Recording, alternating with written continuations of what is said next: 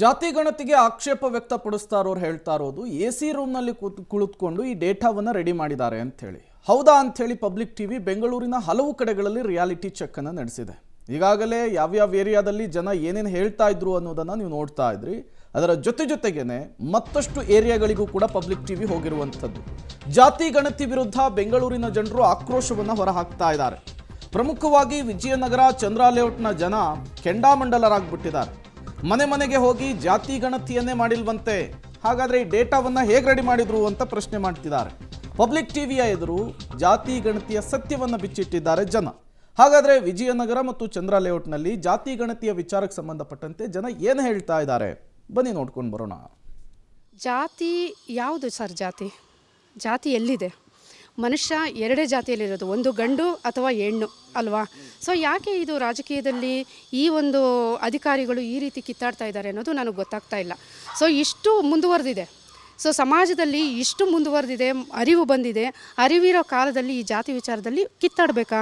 ಭಾರತದ ಸಂವಿಧಾನದಲ್ಲಿ doctor BR Ambedkar ಅವರು ಸಂವಿಧಾನದಲ್ಲಿ ಬರೆದಿರ್ತಕ್ಕಂಥದ್ದು ಏಕತೆ, ಐಕ್ಯತೆ, ಭಾವೈಕ್ಯತೆ, ಜಾತಿ ವಿಚಾರನ ತೆಗಿಬೇಕು. ಆವಾಗಿನ ಕಾಲದಲ್ಲಿ ಇದ್ದಿದ್ದು ಜಾತಿ ಇವಾಗ ಇರಬಾರ್ದು ಅಂತ ತಾನೇ ಸಂವಿಧಾನ ಎಲ್ಲಿದೆ? ಸಂವಿಧಾನ ಫಾಲೋ ಮಾಡ್ತಾ ಇದ್ದಾರಾ? ಸೊ ಇದು ಜಾತಿ ವಿಚಾರದಲ್ಲಿ ಇವರು ಕಿತ್ತಾಡ್ತಾ ಇರೋದು ಒಂದು ತಪ್ಪು ಅಂತ ನಾನು ಹೇಳಕ್ಕೆ ಇಷ್ಟಪಡ್ತೀನಿ. ಕಳೆದ ನಾವು 40 ವರ್ಷದಿಂದ ಇದೇ ಬೀದಿಲಿ ಇದೇ ಮನೇಲಿ ಇರುವಂಥದ್ದು.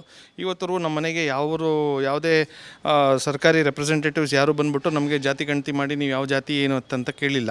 ಬಟ್ ಈಗ ನೋಡಿದ ರಿಪೋರ್ಟ್ ನೋಡ್ದೆ ಅಂತಂದರೆ ಯಾವುದೋ ಒಂದು ಸಮುದಾಯದವ್ರದ್ದು ಹೈಯೆಸ್ಟ್ ಅಂತ ತೋರಿಸ್ತಾ ಇದ್ದಾರೆ. ಆ ಸಮುದಾಯನ ಒಟ್ಟಾಗಿ ತೋರಿಸ್ತಾ ಇದ್ದಾರೆ. ಆದರೆ ಹಿಂದೂಗಳನ್ನು ಇವರೆಲ್ಲ ವಿಂಗಡಿಸಿ ಇಲ್ಲಿ ಹಿಂದೂಗಳಲ್ಲಿ ಜಾತಿ ಅಂತ ಮಾಡಿದ್ದಾರೆ. ಬಟ್ ಬೇರೆಯವರ ಒಂದು ಸಮಾಜದಲ್ಲೂ ಕೂಡ ಅವ್ರದ್ದು ಸುಮಾರು ಜಾತಿಗಳಿದೆ.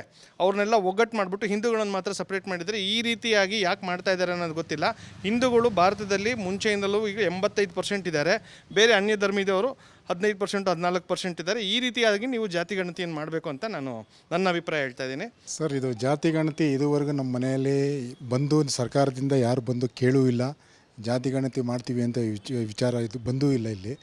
ಸೊ ಇದು ಸರ್ಕಾರ ಮಾಡ್ತಿರೋದು ಇದು ಸರಿ ಇಲ್ಲ ಅಂತ ನನ್ನ ಒಂದು ಇದು ಪ್ರಕಾರ ಇದನ್ನು ಕರೆಕ್ಟಾಗಿ ಕೂಲಂಕುಷವಾಗಿ ಸರ್ಕಾರ ನೋಡಬೇಕು. ನೋಡಿ ಜಾತಿ ಗಣತಿ ಏನಿದೆ, ಯಾವ ಥರ ಇದೆ ಅನ್ನೋದನ್ನು ನೋಡಿಬಿಟ್ಟು ಸರಿಯಾಗಿ ಮಾಹಿತಿ ಪ್ರಕಾರ ನೋಡಿಕೊಂಡು ಮಾಡಬೇಕು ಅಂತ ನನ್ನ ಒಂದು ಅಭಿಪ್ರಾಯ. ನಾನು ಕೂಡ ಕಳೆದ ವಾರದಿಂದ ನಮ್ಮ ವಿಜಯನಗರದಲ್ಲಿ ಸುಮಾರು 25,000-30,000 ಸಾವಿರ ಜನರು ಯಾರು ನಮ್ಮ ಸ್ನೇಹಿತರೆಲ್ಲ ಎಲ್ಲರೂ ಕೂಡ ಕೇಳಿದ್ದೀವಿ, ಎಲ್ಲರನ್ನೂ ಕೂಡ ಸಂಪರ್ಕ ಮಾಡಿದ್ದೀವಿ. ಒಂದು ಮನೆಯಲ್ಲೂ ಕೂಡ ಜಾತಿಗಣನೆ ಮಾಡೋಕ್ಕೆ ಯಾವನೂ ಕೂಡ ಬಂದಿಲ್ಲ.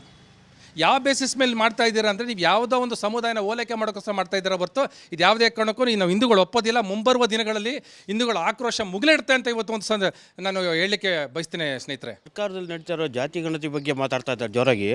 ಯಾವುದೇ ಥರದ ಜಾತಿ ಗಣತಿ ಇಲ್ಲಿ ತನಕ ಬಂದೇ ಇಲ್ಲ. ನಮ್ಮ ರೋಡಿಗೆ ಆಯಿತು, ನಮ್ಮ ನಗರಕ್ಕೆ ಆಯಿತು, ಯಾರೂ ಬಂದೇ ಇಲ್ಲ. ಅದು ಯಾವ ಥರ ನಮ್ಮದು ಅನಲೈಸ್ ಮಾಡಿ ಯಾರೋ ಗೊತ್ತಿಲ್ಲ. ಯಾವುದೇ ಒಂದು ಸಮುದಾಯವನ್ನು ಎತ್ತುಕಟ್ಟೋಕ್ಕೋ ಅಥವಾ ಕೆಳಮಟ್ಟಕ್ಕೆ ಇಳಿಸೋಕ್ಕೋ ಗೊತ್ತಿಲ್ಲ. ಈ ಥರ ಮಾಡ್ತಾ ಇದ್ದಾರೆ. ಇದು